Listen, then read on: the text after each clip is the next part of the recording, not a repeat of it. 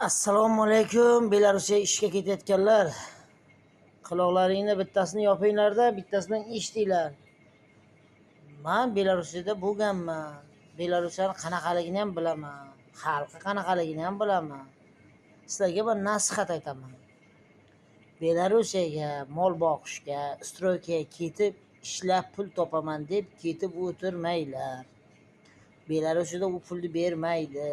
Belarusiyani o'zini xalqi Sankt-Peterburgda mana bu yerda dachalar qurilyapti, kelib ishlab yuribdi. Gruppovoy. Mana shu magazinni tomini ham Belarusda yopgan, mashinalari bilan kelib, misol uchun. Belarusga nomerda yurib, mana shu tomlarni ham o'shalar o'zi yopgan. Bir vaqtda shamol ko'tarib ketganda so'raganman. 3 oy kelib ishlab ketayotgan ular. Sportivgacha kirib olib, nima balo mol boqyapmiz, $500 berayotgan deb. O'zbekistonda mardkorchilik qilsa $700 topasan. Shuning uchun sportivgacha kirib olib, dombrani chalganda yugurib, mana biz keldik deb kepkalar qo'yib, bunaqa qilib o'ynab ketmanglar. Belarusda unaqa pul topar joy emas. Belarusga ketayotgan insonlar $200-300 ming puli bor, puldor, akalar ketsa bo'ladi. Investitsiya, mol olib boqaman, ferma quraman. Mana bularga mumkin. Ketsin, oshi bo'lsin, ishlasa imkoni bor. Sizlarga barobarmi? Mol boqamiz $500 ga deb yugurib ketyapsizlar.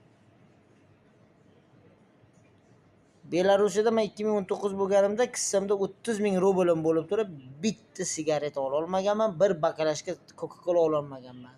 $500 rubling olib ko'tinga tiqib yuborgan. Keyin Belarusdan iltimos qilganman, shu pulimni deman, sen maydalab olib ber, men sigaret chekay deganimda, yo'q degan, men qamab yuboradi degan, sen jinnimisan degan. 3 kun bir sigaret yurib turganman. Tushundingizmi?